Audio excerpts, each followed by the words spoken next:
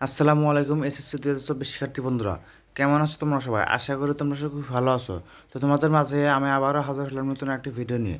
তোমাদের ভিডিওটির বিষয়বস্তু হতে যাচ্ছে যে তোমাদের একাদশ শ্রেণীর ভর্তি কত তারিখ থেকে শুরু হবে এবং তোমাদের ভর্তির কার্যক্রমে কত টাকা ফি লাগবে এবং কয় ধাপে তোমাদের ভর্তি করানো হবে, অর্থাৎ কয়টা পর্যায়ে তোমরা কলেজে ভর্তি হতে পারবে এই বিষয়ে নিয়ে।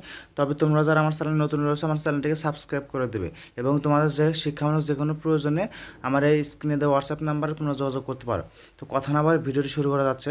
তোমাদের মূল ভিডিওটি হচ্ছে তোমাদের কবে থেকে আবেদন শুরু হয়েছে এবং কীভাবে আবেদন করবে। তোমাদের এসএসসি ও সমান পরীক্ষার ফল রোববার প্রকাশ হয়েছে, যেহেতু সেই থেকেই 26শে মে থেকে অনলাইনে একাদশ শ্রেণীতে ভর্তির কার্যক্রম শুরু হবে, চলবে 11 জুন পর্যন্ত। অর্থাৎ 11 জুন পর্যন্ত তোমাদের ভর্তি কার্যক্রম চলবে। আর তোমাদের ক্লাস শুরু হবে 30শে জুলাই থেকে। এই বৃহস্পতিবার প্রকাশিত একাদশ শ্রেণীর ভর্তি নীতিমালার ক্লাস শুরু সংক্রান্ত শিডিউল থেকে তথ্য জানা গেছে। এতে আরও বলা হয়েছে যে প্রথম ধাপে ভর্তির জন্য নির্বাচিত শিক্ষার্থীদের তালিকা প্রকাশ করা হবে 23শে জুন। অর্থাৎ যারা 26শে জুন থেকে 11 জুন পর্যন্ত আবেদন করবে তাদের রেজাল্ট জানানো হবে 23শে জুন এবং ভর্তি নিশ্চিত করতে হবে 29শে জুনের মধ্যে।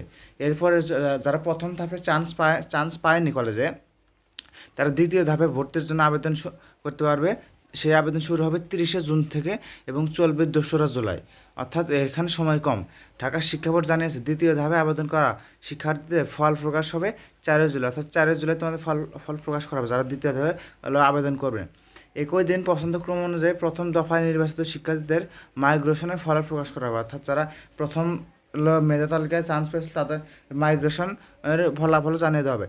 দ্বিতীয় ধাপে ভর্তির জন্য নির্বাচিত শিক্ষার্থী ভর্তি অনুষ্ঠান শুরু হবে 5 জুলাই থেকে এবং চলবে 8 জুলাই পর্যন্ত।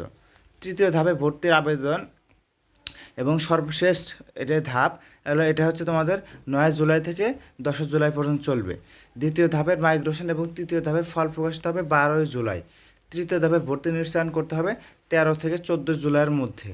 সকল ধাপে নির্বাচিত শিক্ষার্থীদের ভর্তি শুরু হবে 15 জুলাই থেকে চলবে 25 জুলাই। অর্থাৎ 3 ধাপে ভর্তি কার্যক্রম শেষ করার পর অনলাইনে কনফার্ম করার পর তোমাদের কলেজে গিয়ে ভর্তি হবে 15 জুলাই থেকে 25 জুলাইয়ের মধ্যে। তোমাদের ক্লাস শুরু হবে 30শে জুলাই।